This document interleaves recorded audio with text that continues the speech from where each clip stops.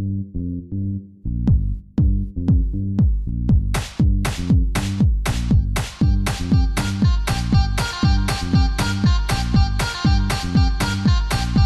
to Go Lurk Yourself, a podcast about streaming on the internets.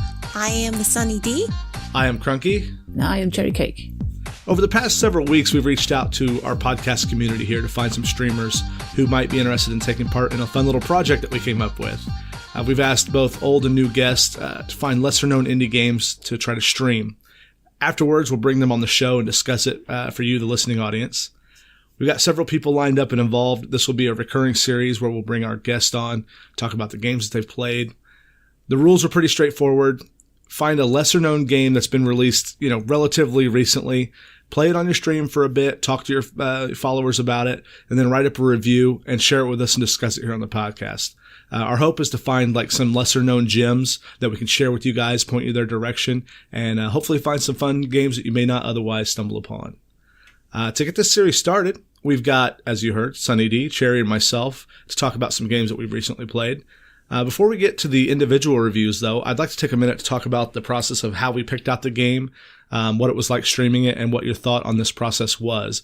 Obviously, with a recurring series, we might want to revamp that process. So if you guys have feedback after hearing this episode, as always, with feedback about this or anything, don't be afraid to tweet at us at GLY Podcast on Twitter. So, Dee, we'll start with you. What process did you go through when picking your game? What was it like? Did you look at reviews? Did you just pick one at random, or just looking at the Steam picture? How did you go about it? Oh, Steam picture. No, kidding. I just found the cutest anime dude and picked that one, right? Exactly. No, I went by. The first role I went by is when you said you wanted us to try to find something that was just released in 2018. Yeah. So I looked at a couple genres I like puzzle games and then RPGs. Actually, what got me to look at the game I wanted to is I was looking at my SNES Classic that you've gotten me, and I was actually thinking about playing Final Fantasy. Oh, okay. I can't remember which one was released on that, but I never played any of the old ones. So I was kind of looking for a turn-based RPG like that, and I noticed Dragon Cliff, which is the one that I picked. That's the one that stuck out to me. Because it had that same kind of look and feel. Yeah. And then it said town management, and I was like, I'm sold. So the game, the game you picked was called Dragon Cliff? Yes. All right, great. Cherry, what about you? What I think what we should do is start out with what game did you pick first, Cherry? Okay, my game was a game called Crossing Souls. And how did you come across that one? Basically, again, the same guidelines that you put out. It was it kind of had to be around 2018 at the beginning, from the start of the year. So we're only in March now, so those 3 months. And basically, what I searched for was best indie games 2018 on Steam. That came up with loads of lists. People have made that, obviously, games from Steam. And one that was just kept recurring was Crossing Souls. It had really good reviews for it. And I'll talk about it when it comes around to me. But sure. The style of it instantly sold me. So that was mine. Well, that's cool. Yeah, I did sort of the same as you guys. The game I picked was called All Walls Must Fall. And I didn't look so much at the history or much of the detail about it. But what jumped out on the page for me was that it was like a tactical, stylized 2D isometric game that reminded me a bit of XCOM. And I've been in the mood to play XCOM lately. So when this project came up, I said, "Ooh, that sounds like right of what I'm in the mood for." So, did you guys find it hard to pick your game? Because I didn't. Mine was pretty much a slam. As soon as I saw that it was like XCOM, I'm like, "Oh, that's me." Dee, what about you? Yeah, I kind of had a hard time because but it's just me because I have a bad habit of, oh, what if I picked this game, but what if that one had been better? Stress over the decision-making process? Yes, but I did put it down to 4 games, and I think I picked the best one out of them. Did you let your viewers vote, or did you just pick it? I just picked it. Okay. How about you, Cherry? A little bit like what Dee did. Going back to the list that I found, there were some that were recurring, and I kind of whittled it down a little bit to probably about 5 or 6 games. And then after reading the reviews on it, I think it was the reviews that ultimately made my decision for that one. Oh, nice. Yeah. So I don't know about you guys, but I had a little bit of an experience, which I'll get into later in my review, of getting into this game. Dee, did you have a hard time like learning or digesting the new game, or was it pretty easy to get into? It was pretty easy to get into. It was different doing a kind of like a turn-based game. I was a little worried about it at first, streaming it because it's been a while. Yeah. Because I've been doing so many like action games lately. But no, it kind of reminded me of Stardew Valley, so it was turned out really well. How about you, Sherry? No, not at all. Some of the constant things that I kept reading on the reviews was that the controls to the game were a little bit difficult to get used to, but I didn't have any issues with it at all. So good. No, it was fine for me. I don't know if it's just like a mental block or what, but I always, before I stream a game that I've never played before, I play it off stream for a little bit to kind of like, so I don't have to worry as much about learning controls or learning the game mechanics or missing something obvious, because I hate when I'm playing a game for like 2 hours and something obvious that my viewers have seen. They're like, "Hey, idiot, it's right there." So in this case, I didn't do that. I just launched it, and it made it a very interesting experience, and I'm glad that I did it. But I tried the same thing again like last week with another game called Elite Dangerous, and that game is notoriously steep learning curve. And I decided this is why I always try to play a game offline first. So, is there anything else that you guys want to share about the experience before we get into the actual reviews? Dee? Well, I think it was a neat challenge. It was nice trying to find a game that wasn't an indie game that wasn't well known to everybody. So you kind of had to dive deep, and then you saw some really bad looking ones, and then you're like, okay, this looks much better. I think I can do this. Look, the graveyard of Steam indie games and early access games. That's exactly what I was going to say as well, Dee. It's like there is so much trash on Steam. It's hard to sift through a lot of it and find some actually decent indie games as well. Yeah, I don't think Steam does a great job with their sorting. Like, oh no, like their filtering and sorting on their site. I mean, I think there's some opportunity there for them to become a little easier to navigate. Like, can I just find this genre that's been released by this date and has a average user ranking above whatever percent you want? You know, sort of like an online shopping filter would work. Yeah, their filter system isn't the best. I struggled finding anything that was from 2018. Yeah. So, yeah, that's definitely something that I wish they would do something about. So maybe for a future challenge, we should like expand the time a little bit. Find one that's older, maybe. No, I think it's just because we started so early in the year. Yeah.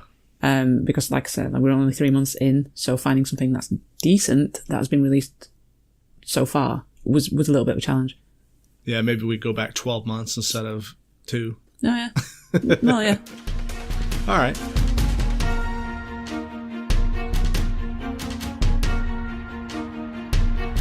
Well, with that said, Dee, would you like to go ahead and start us off with the game you played? Yes, I would. I played a game called Dragon Cliff. It is on Steam for $7.99 right now, which is a great price. I will let everybody know this is in early access currently. It was just released on January 30th. And by release, you mean it was released in early access, right? Yes, early access. I apologize. Early access. No, that's okay. Was there an actual forecasted, out of early access date, or is it still just in development? The developers did say they wanted to give it 1 to 3 months. Oh, well, that's good to have some kind of goal. Even if they don't hit it, at least you have an idea what they're shooting for. Yes, especially since it's actually only two people working on this. Oh, wow. Yeah. Their developers and producers are called Meta Interaction. As I said, it's only 2 guys, and they've been working on this for over a year. I did try to do some research. It looks like this is the only game that they have out right now. Well, that's interesting. Yeah. But basically this is what kind of caught my eye. I'm a big fan of dragons. So the title stuck out to me, and I was really curious when it said RPG Town Management. I was like, what does that mean? But it's a great little game. It kind of reminds me of a mix. I think it was our friend Bisha that said, hey, this looks like a combination of Stardew Valley and Darkest Dungeon, which I've played both and I love both, and I agree with. There's certain aspects of it. Yeah. This is like Dee's game of the year already. I know. And I really got into it. I was like, it's kind of, it's like a fantasy version of Stardew Valley a little bit. And then, it's got the Darkest Dungeon mixed in with it. Awesome. But yeah, it's really neat. Basically you become a lord over a little town and you start hiring adventurers to go through dungeons. And that's where the Darkest Dungeon part comes in, because in Darkest Dungeon, these adventurers will come into your town every so often, and you can hire them on, and you send them into the dungeon. Usually they die and they won't come back. But in this one, these are your adventurers do survive. But the town's really neat. It does change seasons like Stardew Valley does. And you've got certain days. It goes through all the days that your town goes through, like Stardew Valley. So there's the aspects that kind of remind me of that.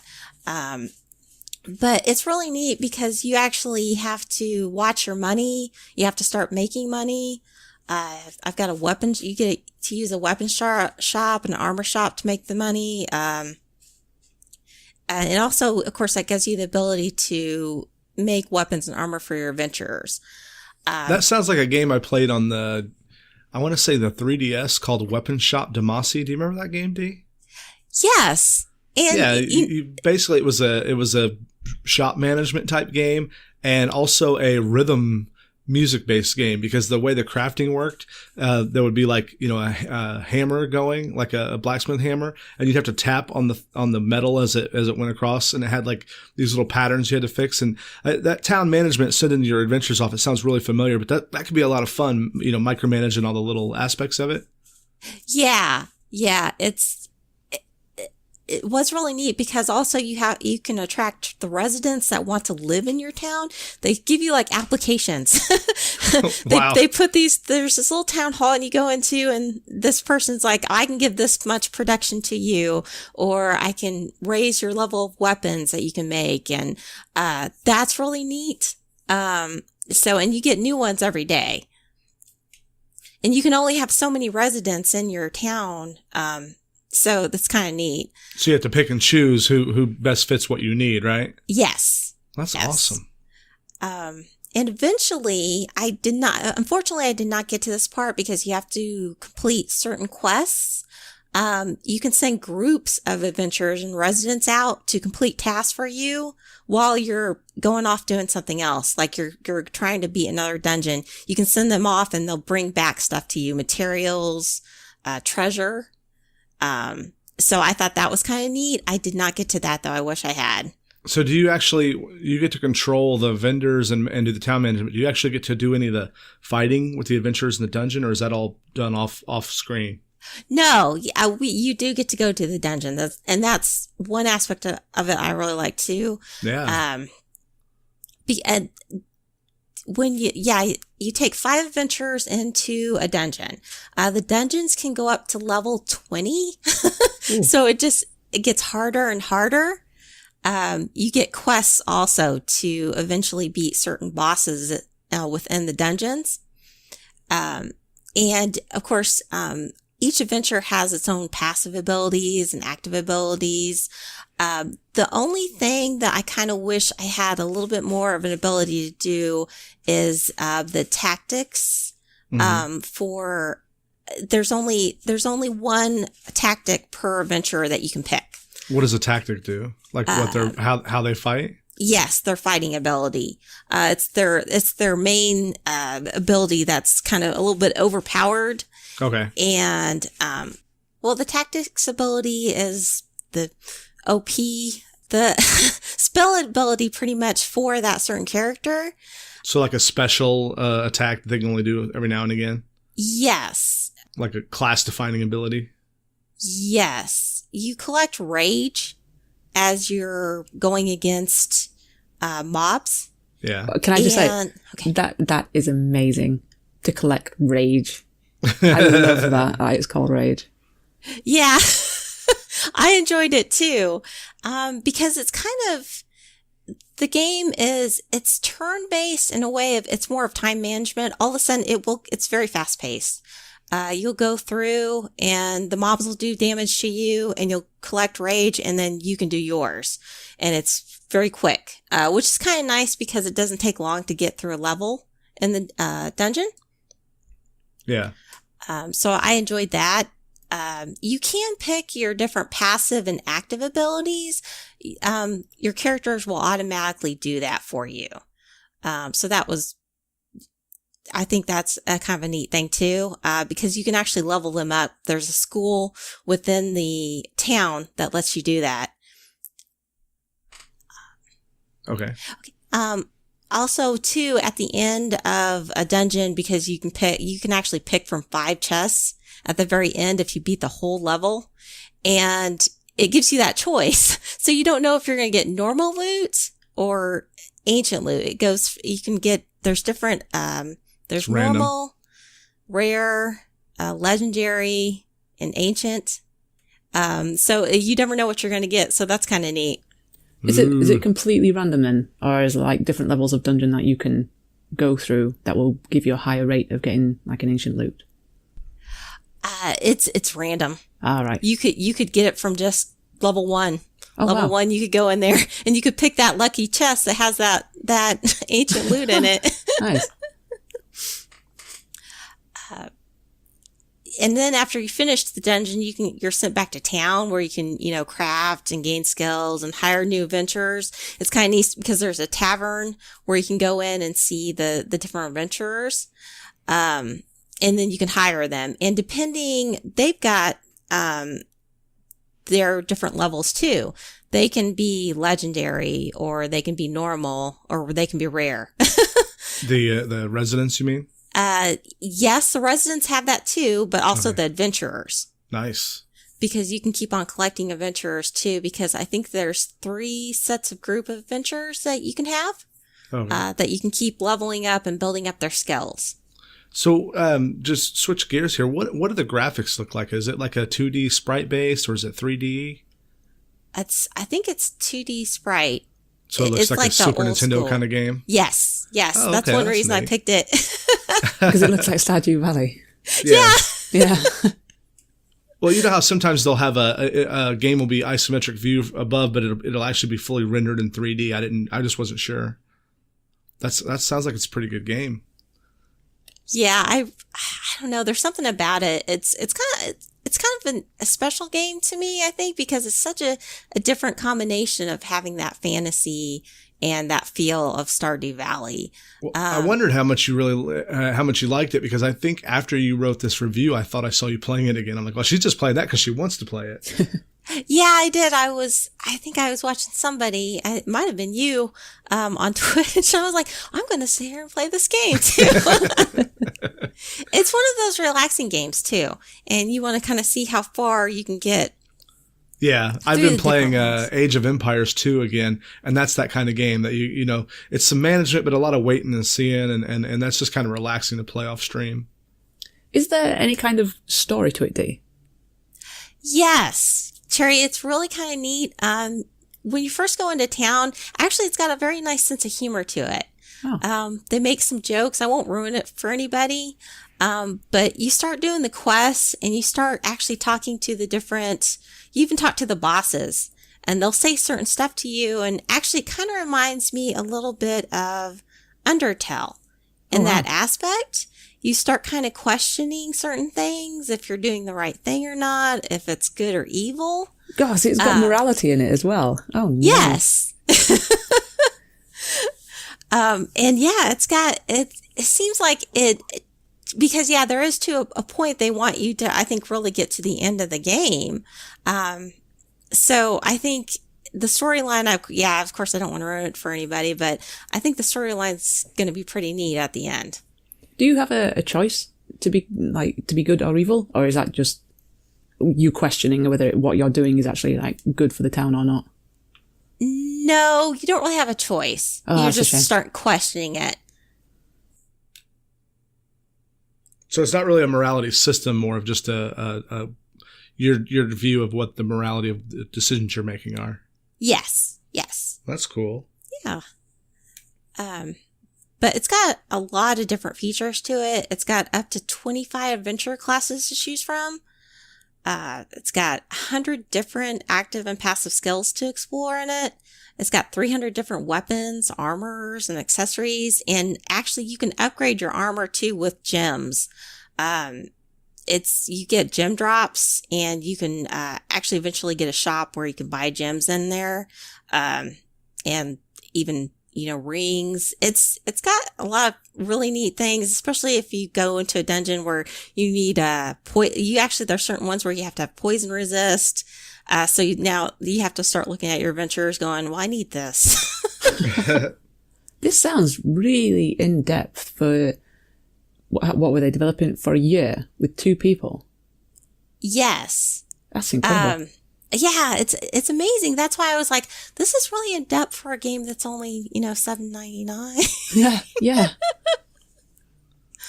But yeah, I really enjoyed it. And I would say the pros of the game are definitely it's, $7 or $7.99. And it's a great little fantasy town management game, I guess you could say, with dungeon delving.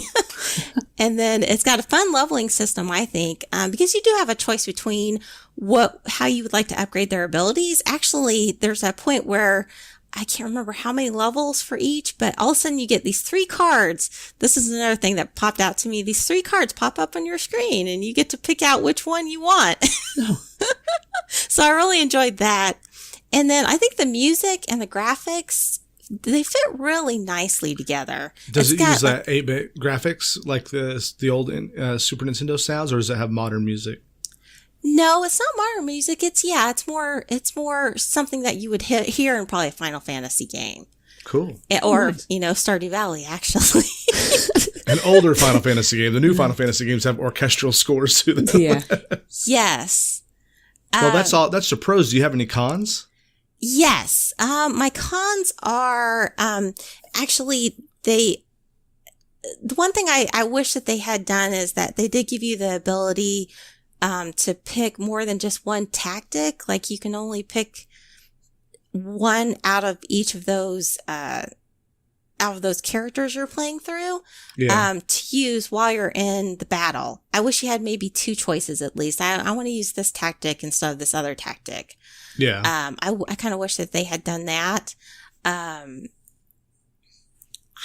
trying to think. I don't think there's anything else that I was real, not into, con-wise. Oh yeah, I apologize. I'm sorry.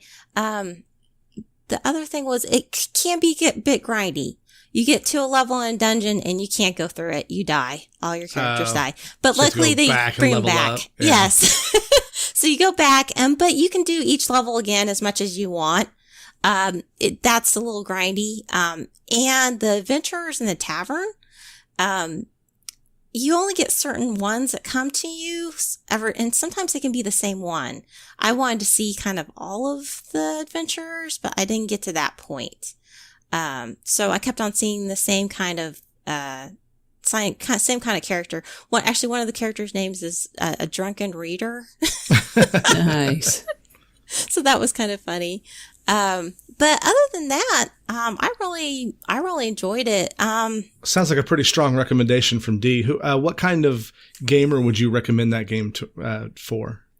I would suggest it to people who kind of like that old school turn-based RPGs like Final Fantasy. If they're looking for something different to go with it with the town management, sort of like Stardew Valley in a way. Yeah. Taking care of your own farm, taking care of your own town.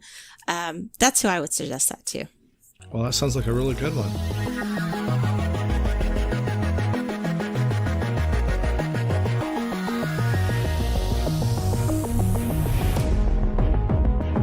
Well, thanks, Dee. That brings me up to the review of the game I did, which is called All Walls Must Fall, which you can get for $9.99 on Steam in the US and probably 30 pence or whatever that translates to over there in the UK. Harsh.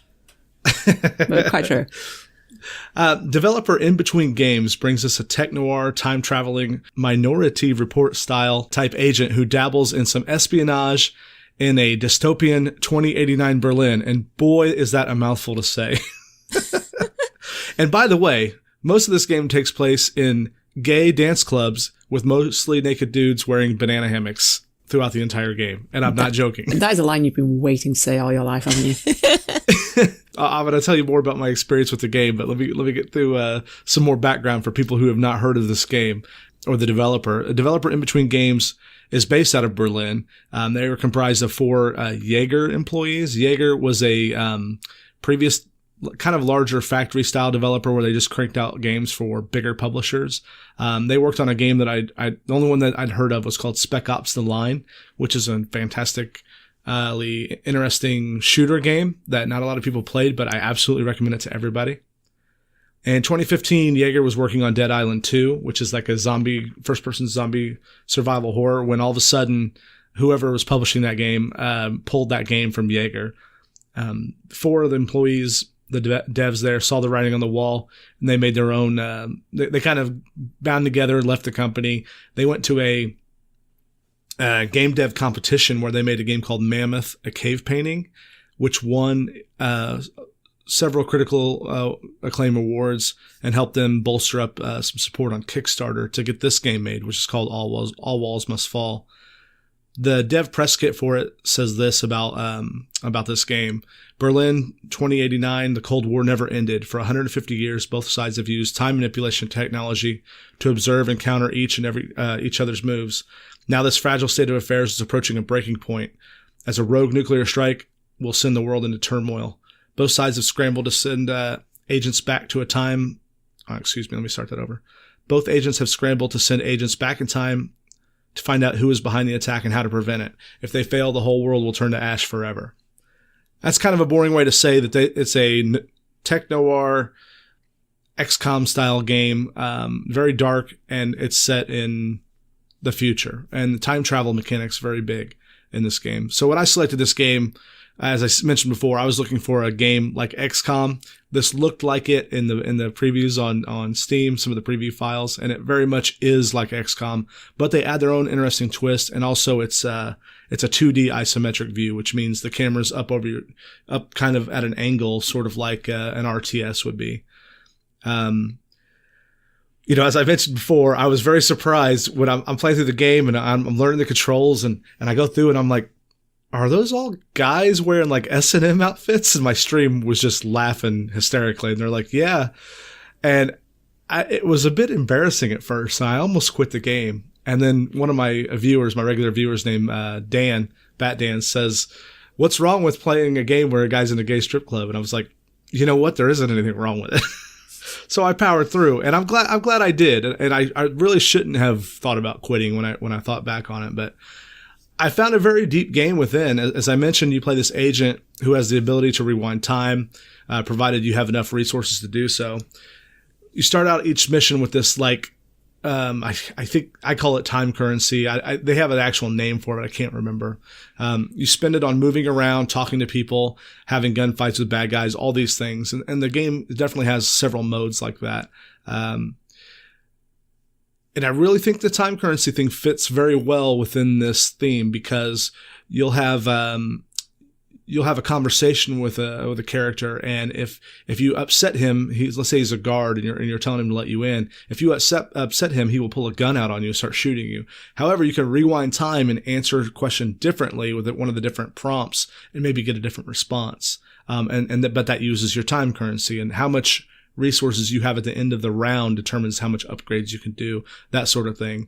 So then there's the combat, which is sort of like that bigger budget game you may have heard of called Super Hot.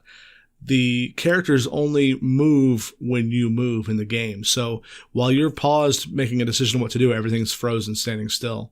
But when you're in combat with someone and you're like in cover like you would be in XCOM, everything stays still while you're making your decision. As soon as you move, the enemies can start attacking you, and they'll attack you while you're moving. So it's like XCOM in the way that it's a strategy game, but where it's not like XCOM is it's not turn-based, or it's not exactly turn-based. It's more real time as you're moving. It's sort of like if you've played Final Fantasy, the old Final Fantasy games, where it was exactly turn-based, and then they went to more of a time-based system where if you didn't make a move after 20 seconds, the enemies would just get another turn. There was like a timer that would tick down over and over again. It's sort of like that. That can be very beneficial, as you can intimidate an armed guard into letting you pass without sounding any alarms. You can talk to bouncers into letting you into locked areas and find more bonuses. One of the things you find as you go through here, other than items, you can actually find more time resources as you go. So it does reward exploration, where at the same time, if you explore and don't find anything, it's actually punishing. So, the combat is very reminiscent of XCOM, as I mentioned, with some clever twist thanks to that time traveling. You can actually undo getting shot. If you make a wrong turn, you can actually undo that, provided you have enough bonus. And they do vary up the missions. Especially the first couple are really teaching you how to play the game. After that, they start, your objectives become more dangerous and more risky. There are times where you have to just meet and talk to a guy. There are times where you have to kill a guy. And then there are times where you have to disable a bomb. You have to stop a remote control drone from becoming active. And some of those objectives you cannot rewind time on. So it's not like just rewind time and start over the whole time.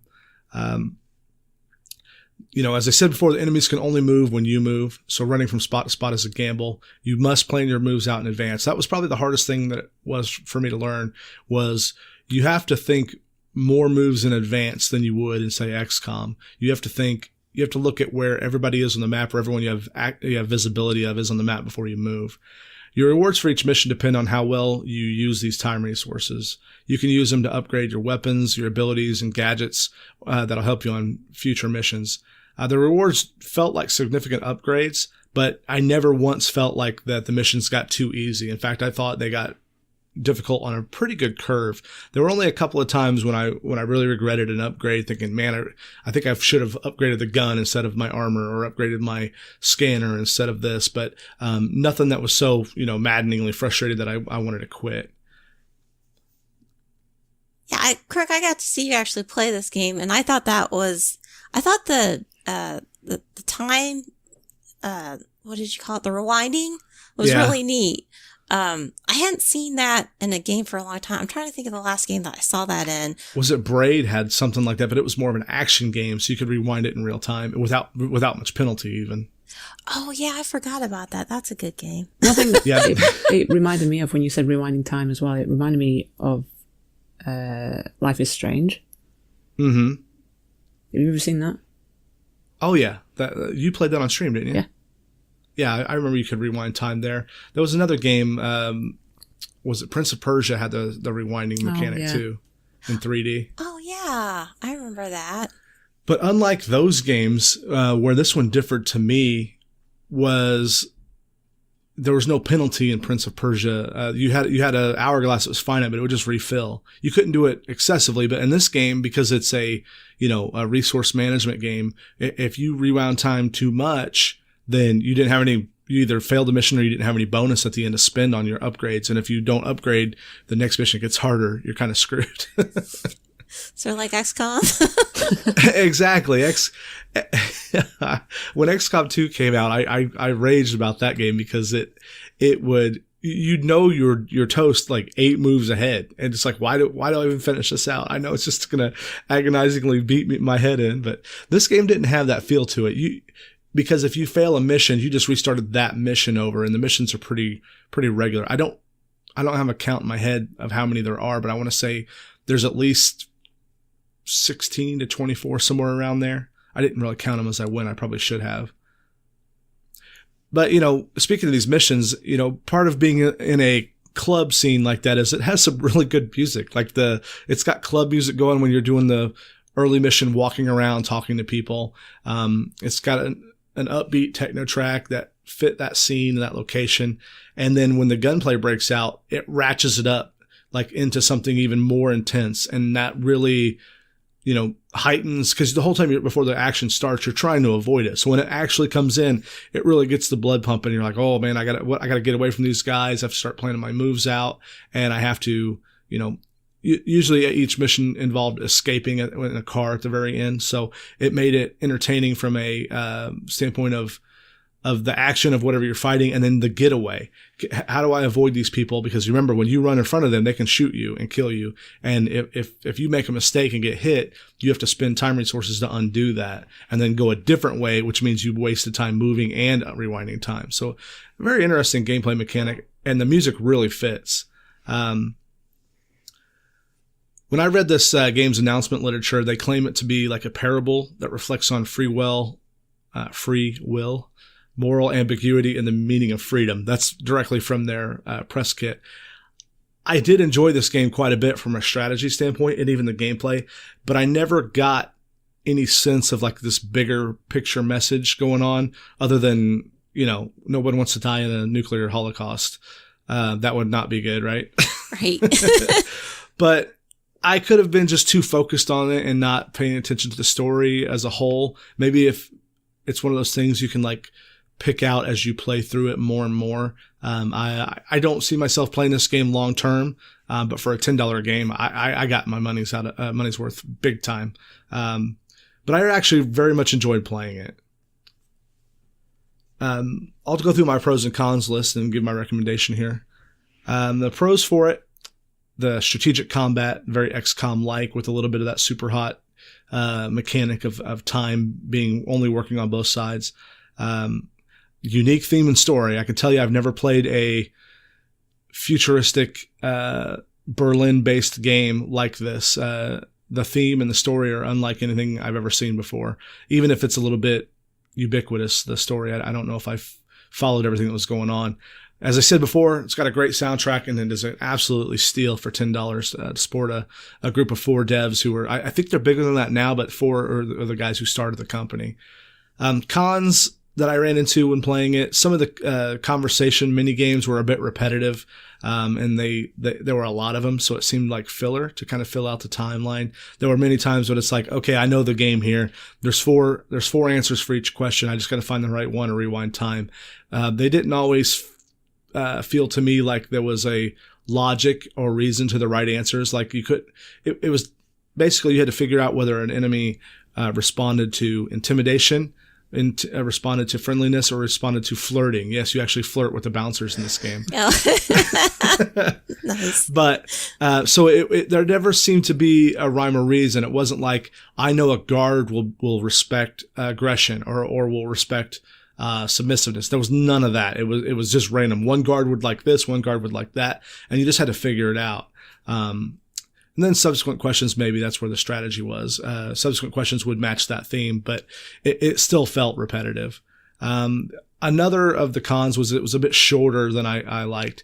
I didn't mention this until now, but all the levels are procedurally generated, which, should add to replayability because you're not going to know where everything is. But if the combat and the action of playing the game doesn't compel you to replay it, then it doesn't matter if it's procedurally generated, right? Because who cares? You have no, banana, carrot on a stick to take you to that level again. There wasn't a new game plus where you could just keep stacking on your upgrades and keep progressing. It was basically starting over. So it gets a little stale in the replay, but like I said it before, for $10, I got probably 20 hours out of it, and that's 50 cents an hour if my math is correct. So I got my money's worth. I would recommend this game to people who are strategy players, who like noir and time travel and banana hammocks. Banana hammocks.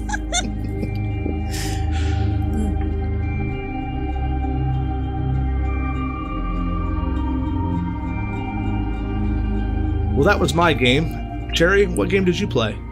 So as mentioned at the beginning of this, my game is called Crossing Souls. This is on Steam for £10.99. Is it part of the Soul series? No, it has nothing to do with that series. Thank you very much. Well, we almost made it this whole episode without talking about Dark Souls. One of these days it'll happen. Actually, last episode it happened. Oh, yeah, you're right. Wow. Yeah. Technically we weren't talking about games though, were we? So, yeah. Yeah, you're right. Yeah. You're right. So, But I'm sorry for interrupting you. Please it's fine. continue. It's fine. It had to be done really with a name like Souls in the title. So yeah, this is on Steam for £10.99, or if you're from the Americas, it's $14.99. I believe it's $14. Dollars. Oh my bad. So as I said at the beginning of this, when we were talking about the little introduction, I came across Crossing Souls after a little bit of searching. I was looking at lists of best games of 2018 so far, general things like that. And there are so many games out there, and it took a lot of sifting through, but this one was one that kept popping up. It kept having good reviews on it. It kept having positive feedback. So it kind of stood out to me. And after looking up some reviews on it and some of the gameplay on it, it was ahead of the pack, the ones that I picked or shortlisted at least anyway. So, and again, on the gameplay and some of the screenshots, just from the style of it alone, I knew that this one was probably going to be one that I was automatically going to love. So basically, Crossing Souls is it's a 2D pixelated style beat 'em up / adventure game, which is a bit of a mouthful, but that's what it is. And it's also set in the 80s as well, which I think is kind of cool because that's it's where I grew up. So again, that was one of the other reasons that it kind of stood out to me. It really reminds me of Teenage Mutant Ninja Turtles, Nice. just in the sense of the style at the time, not because they're not turtles at all, but it was that 80s kind of look and feel about it. And Cowabunga, dude. exactly, Grant. Yes. I was reading on the Wikipedia page as well, and the Teenage Mutant Ninja Turtles was, along with others, it was part of the inspiration for the style of the game. And the whole game about just smacks of retro 80s animation, and it even has cutscenes with the whole VHS Betamax feel. So Tracking lines and whatnot. Yeah, it's definitely, it's got tracking lines on it, it's got interference on it, and it just it's not clean looking. So if you ever get a chance to go and check out any of the cutscenes in the game, it's so nostalgic. It's really cool. That sounds great. Yeah. So Crossing Souls was released, it was released this year, on February 13th. It comes from developers 4Attic. It's also published by Devolver Digital, which some of you out there that are up on your publishers might have recognized the name. I've also played games that have come from them.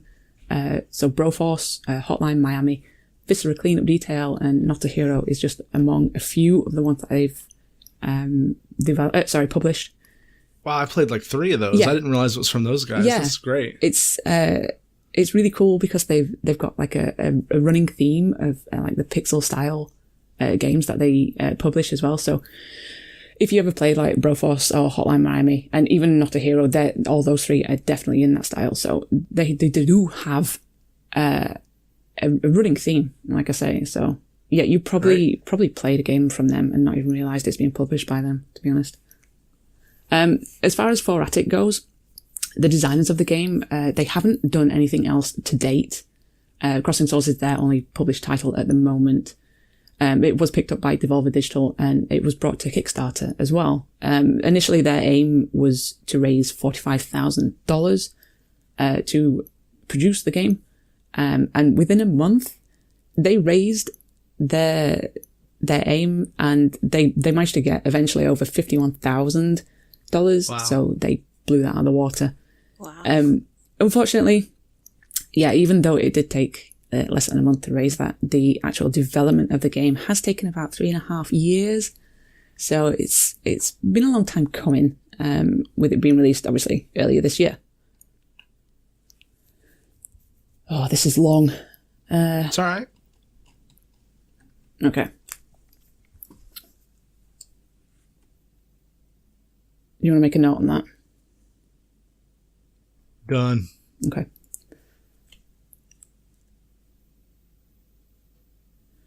So the story itself, which I'll try not to give too many spoilers. Fair warning, I haven't played this all the way through, but I have seen most of the game itself through gameplays on YouTube and stuff. So I know what happens, but I won't spoil anything for anyone. Basically, the story revolves around 5 kids. You have Chris, who's the main protagonist. and he's like the cool kid of the pack. You've got Matt, who is the nerdy kid, who has like in charge of all the inventions. Charlie is the aspirational girl who lives in a trailer park with a drunken dad. I will mention at this point that this game is very cliched and stereotypical, which is like inherent of the 80s. So you, like, all these characters are just the absolute epitome of cliche. You have Big Joe, who is the big, strong black kid, and Kevin, who is Chris's younger brat of a brother. I will also mention, while I'm here, that this game does have very strong Stand By Me vibes. So if you've ever seen that film, just imagine that kind of, but in like a game. It's really, really going down that route. Oh, So that sounds great. yeah, it's. I'll talk about it in a sec, Dee, but yeah, if you do like Stand By Me, then this game is very reminiscent of it. So one day, Chris wakes up. Chris, being the protagonist, I've just said, he wakes up to Kevin calling him on his walkie-talkie. So obviously they didn't have mobile phones back then.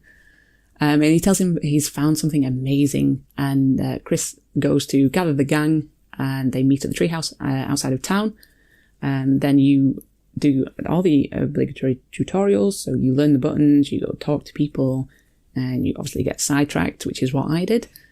Then the gang assembles, and finally they make their way to Kevin, who's in the treehouse. So this is where the story starts to actually develop after all the tutorials and all that kind of jazz. And Kevin reveals that they've actually discovered a dead body, which is kind of dark for a game, but let's go with it. So the group head over to where it is, and they find that the actual dead body has a mysterious glowing object in his hands, because why not? That is just the way video games go. Then they eventually determine that through Matt, who's the nerdy one, that the object that they pick up, they actually take the object from the dead body. It has the ability to let the holder see the other side in quotation marks. So yeah, that's as far as I'm going to go into the story, because I can't really say anything after that without giving spoilers. You know, you say it reminds you of Stand By Me. It also has some feel. It sounds to me like that game Earthbound from the SNES a little bit. Oh yeah, which is an old game that probably no one's played, but it's famous for being unusual like this. Oh, Earthbound has a really like sort of cult following now, I think. Yeah. I'm sorry to interrupt though. No, you're perfectly fine. You're quite right, and probably it has got. Well, again, with it being based like in the 80s, and a lot of the inspiration was taken from the 80s games and TV. So there's probably tons and tons of references in there, and Earthbound's probably one of them as well, Crunk. So yeah, cool.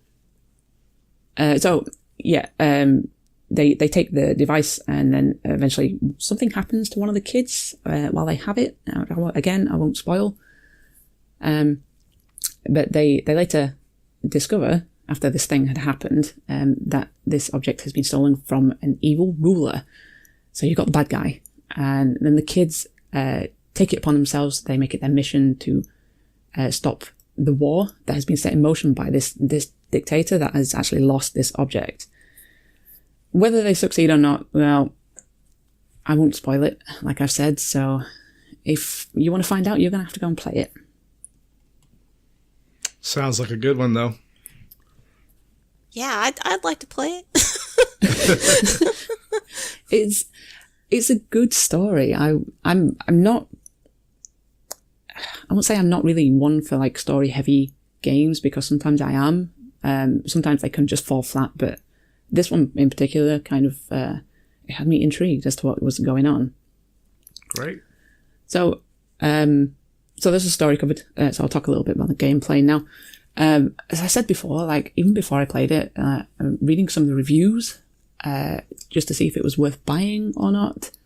There was one thing that I came across consistently, which a lot of the reviews said it was that the controls in the game were a little bit obtuse, but honestly, I've not had a problem with them at all. It gives you all the tutorials, everything that you need to learn them is right there on screen. So you do eventually get used to, well, not eventually, you get used to them pretty quickly. So I don't know why people have said they've had issues with it. I didn't find a problem at all. So yeah, I haven't told you what kind of game this is. I've been talking about the story too much. This is, it's a beat 'em up adventure. So there's a lot of button mashing and kicking butt.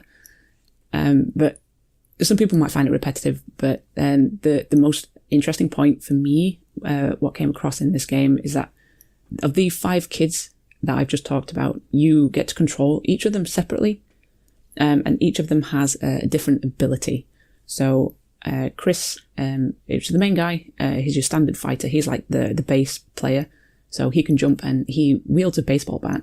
But incidentally, which he gets from his dad right at the beginning of the game. But his dad obviously has the intention of him to practice his baseball skills, not to go around beating people up with a baseball bat.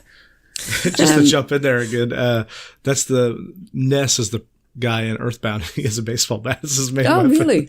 Oh, See, I that's didn't funny. know that. So when you said you can jump between the characters, do you control all of them like at once, or do you just like push a button to switch? Yeah, you control them individually. So you have Okay. like a little menu up at the top, and it will tell you which character you're on. So it's like one of the left, I think it's left button, and you can switch between them. So only one will appear on screen at a time. It does Okay. that. The amazingly weird thing where characters phase into one person.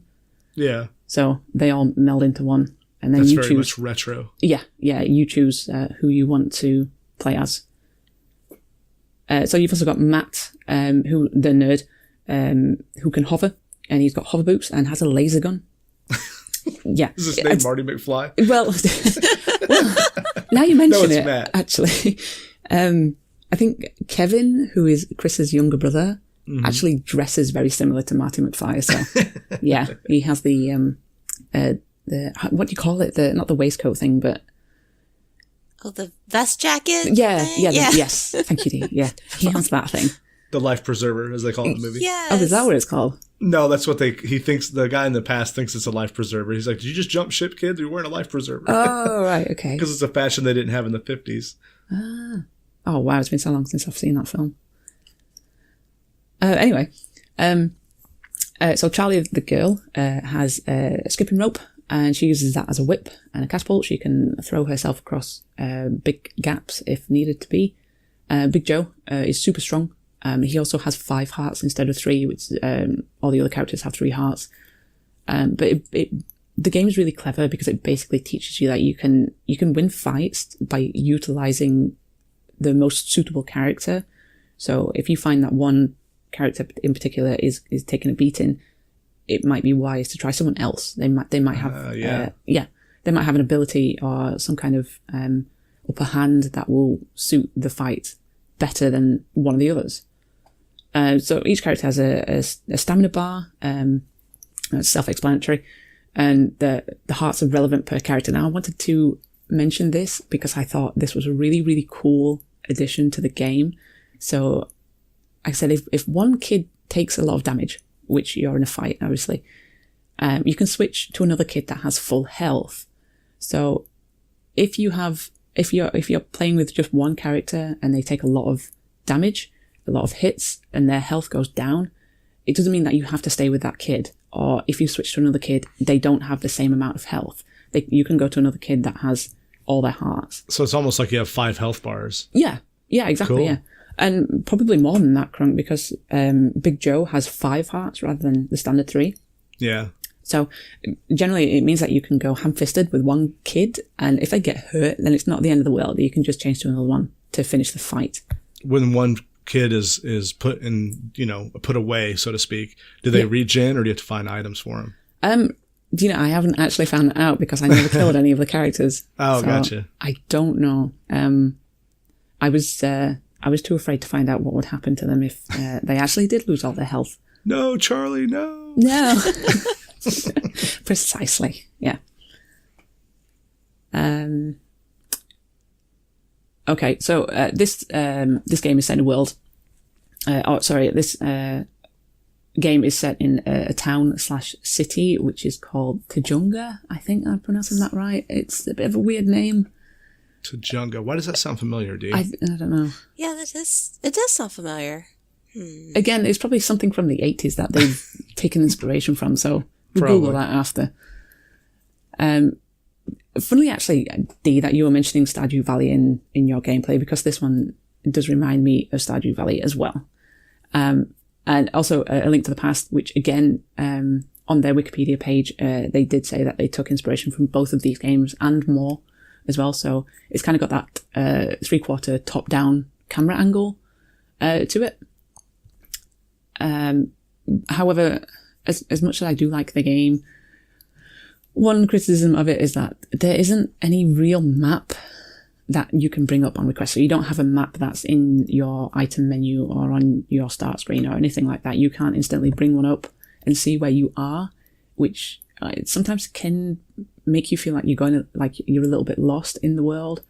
There is one in the town, which is like, again, very old school, which is like pinned to a board, like an announcement board, so you can go and look at it if you really want to. But generally, it does kind of give you... the game does do a good enough job in showing you where to go. In most cases, it is quite linear. For instance, one point I came across is that there's a moment where the police arrive and they cordon off certain areas, so it does force you to take a certain route. Wow, that is so much Earthbound it hurts. I know, I was about to say. So this definitely sounds like it's got an homage, if nothing else, a little bit of an homage to Earthbound. That's great. Yeah. I mean, it's probably not a bad thing. No, not at all. Especially since Nintendo won't release any Earthbounds over here. Well, there you go. This could be like the unofficial sequel to it. Exactly. So on the topic of downsides, unfortunately, there's a couple of things that I wanted to mention about it. I mentioned heavily that it is situated in the 80s. It takes a lot of inspiration from the 80s feel. So if you are under a certain age, it might not appeal to you because the nostalgia will probably be lost. This shouldn't be baby's first Steam game, is what you're saying? No. I mean... They'll just be mesmerized by the bright lights and pretty colors, so they'll be fine. Yeah, it is very, very vivid. So maybe that'll keep it going. The gameplay itself is enough to keep someone interested if they're into that kind of game. But like the little nostalgic feels and subtle hints and that kind of things will probably just go straight over their head. So yeah, I'm biased towards it anyway because I was born in the 80s. So, yeah. The other thing is that the game can get quite text heavy at times as well. It's not to say that it's all the time, but because it is a story-based game, it can sometimes get a bit too much. The first playthrough, I found that I was having to force myself to focus sometimes when this came up. However, I will say that the second time around, I had to replay some of the sections because I didn't reach a save point. Which I also thought was another throwback to the 80s, where like you can't instantly save. Is that right? Oh, definitely. It came to in 80s games, that if they had save points, it was every now and again. There was still a tendency for them to hold on to the idea that a game needed to be challenging, so there was a sense of accomplishment for finding a save point. Yeah, it's definitely in that place. So I hadn't reached a save point, so I had to redo some of the sections. And the second time around, I actually found myself wanting to read the dialogue, to find out what was actually going on. That said, the story isn't too complicated. It's pretty straightforward, but sometimes it does help. I just have to ask one question about the story without too many spoilers. Yes. Are there aliens involved? God damn it, you got it in one. Well, it's because I know it's Earthbound. Earthbound, that's the thing. So. Aliens is, I don't know, a bit too broad, I guess. It's interdimensional beings. Yeah, I would definitely. Okay, that's exactly what Earthbound is. I'm sorry, God. I don't want to let the cat out of the bag, but if you haven't played Earthbound, then you don't know any spoilers other than that. But it's such a neat game, because a neat juxtaposition between everyday average life in the 80s, and then what in the world is this sci-fi game doing in here? Oh, no way. Wow. I'm sorry to interrupt, though. Please continue. No, I've never played Earthbound, so I don't know the connection there, but from what you told me, it is very similar. But we call it an homage, the loving tribute to the game. Yeah, we'll stick with that. Not a ripoff. I know. I guarantee. I've not even seen this game. But I guarantee it's probably done really well as an homage, based on what you've told me. Yeah. Well, I hope so. Anyway. So all in all, Crossing Souls, it kind of feels like something that's it's flown under the radar of many gamers, and it's a bit of a shame. I think maybe because it took so long in development, with it being over 3 years in the pipeline, I think people maybe just forgotten about it. It's definitely not a AAA title, obviously, but when you start playing the game, you can really feel like the production value is definitely in there, and the people that have made this game really care about it. So in that aspect, I definitely recommend it to anybody who kind of wants the nostalgic gameplay, especially if you've played Earthbound, it would appear. If you need another romp in Earthbound. Yeah, exactly, yeah. But even if you don't, if you're not from that era of the 80s, if you just like pixel style animation, or maybe if you just want a bit of button mashing beat 'em up action, it can satisfy even that. But it's a lot of fun, and it is a bit of a shame that it hasn't had the acknowledgement that it deserves. That's what we're here to do tonight. Or today. Exactly. Yeah. So the pros of the game, I think I've already mentioned these, but I'll just go on quickly. It's very fun. It's a fun beat 'em up adventure game. It's very stylized, so if you like pixel style, definitely a recommendation for this. It's very easy to pick up, despite of what people have said in some of the reviews about the controls being a bit convoluted. I do not think so at all. And again, it's very nostalgic for those around in the 80s. The only cons that I came across so far is that, again, with it being set in the 80s, it might alienate gamers of a certain age. And because of the pixel style, it can look quite simple in terms of looks and gameplay, but don't let that put you off at all. And with it being story heavy, sometimes the text can get a bit much at times. But apart from that, I would really recommend this game.